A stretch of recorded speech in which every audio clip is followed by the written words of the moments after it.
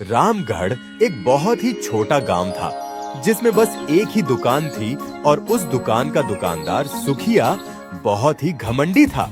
उसे इस बात का घमंड था कि गांव वालों के पास कुछ भी खरीदने के लिए उसकी दुकान में आने के अलावा और कोई चारा नहीं था, इसलिए वह सबसे बुरा व्यवहार करता था।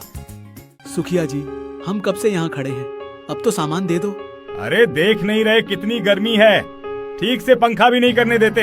जल्दी जल्दी बताओ क्या चाहिए। मुझे 1 किलो चावल देना। अरे सुनते हो, आकर खाना खा लो। हाँ हाँ अभी आया। सुखिया, ये तो बहुत गलत बात है।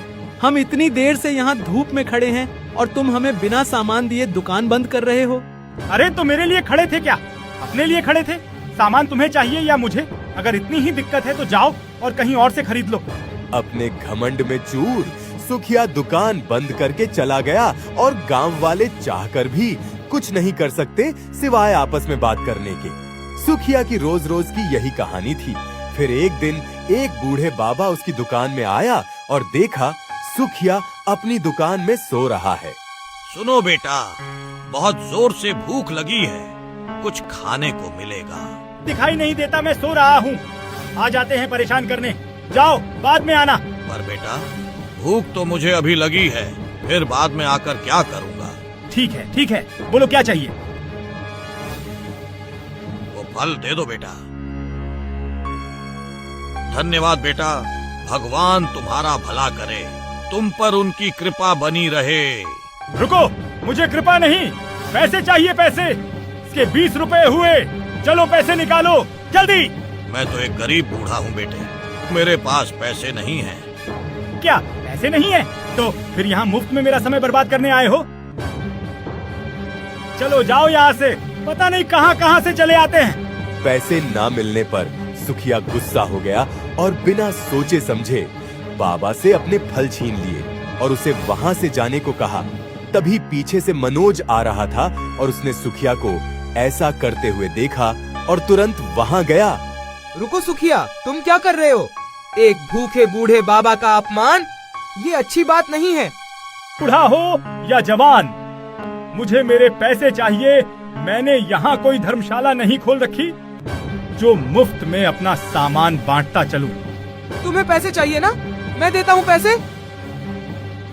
चुपचाप बाबा के फल इन्हें वापस करो। मनोज गरीब जरूर था पर वो एक दयालु और अच्छा इंसान था।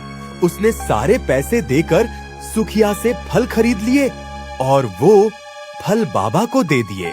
तुम बहुत भले इंसान हो बेटा, पर तुमने तो तुम्हारे सारे पैसे इसे दे दिए।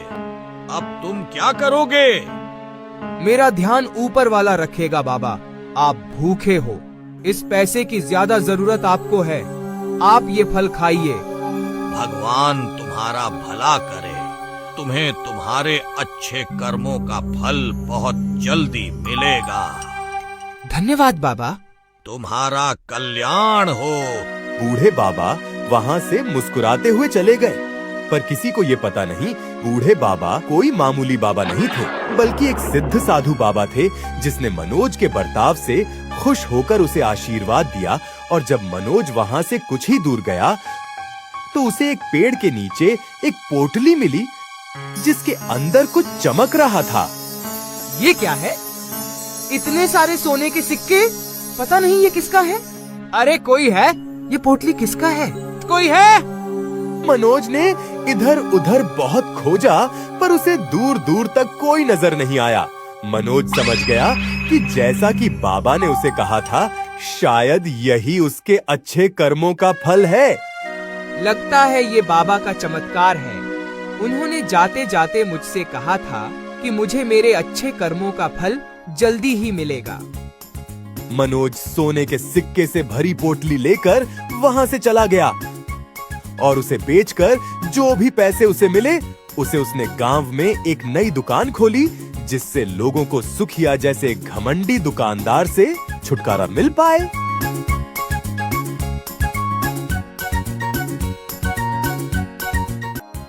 ये दुकान खोलकर तुमने बहुत अच्छा किया मनोज। कम से कम अब हमें सुखिया के घमंड का सामना नहीं करना पड़ेगा। पर इतने सारे पैसे तुम्हारे पास आए कैसे? सब ऊपर वाले की कृपा है। मनोज की दुकान खुलते ही लोगों ने सुखिया की दुकान में जाना बंद कर दिया, जिससे सुखिया, जो गांव का सबसे अमीर आदमी था, वो गरीब होने लगा।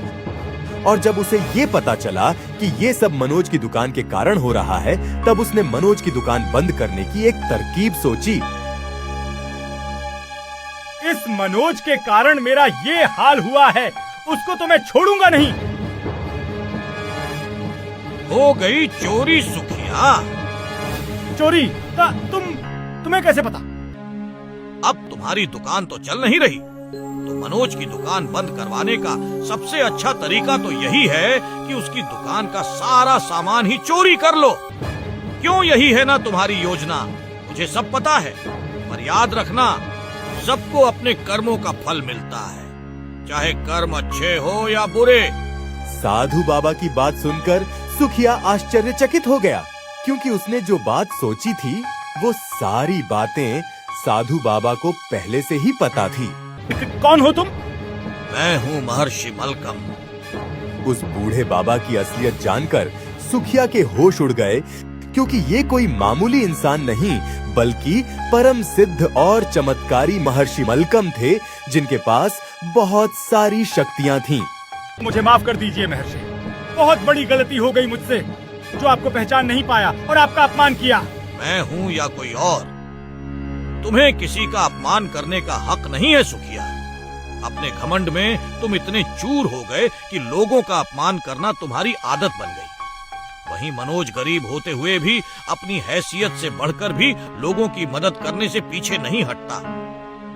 इसलिए तो वो अपने अच्छे कर्मों से फल से आज अमीर हो गया और तुम अपने बुरे कर्मों से गरीब हो गए। मुझे माफ कर दीजिए, मुझे अपना सबक मिल चुका है। अब मैं कभी किसी से बुरा व्यवहार नहीं करूंगा। ठीक है, इस बात को याद रखना और मनोज की दुकान का सारा सामान वापस रख दो। जो आज्ञा बाबा, आपका बहुत बहुत धन्यवाद। महर्षि मलकम वहां से गायब हो गए और सुखिया को उसका सबक मिल चुका था। उसने तुरंत चुराया हुआ सामान मनोज के दुकान में रख दिया और वहां से चला गया। उसके बाद सुखिया का घमंड हमेशा के लिए खत्म हो गया। धीरे धीरे उसके अच्छे व्यवहार के कारण लोग फिर से उसकी दुकान में आने लगे और अब रामगढ़ में 2 दुकान थे।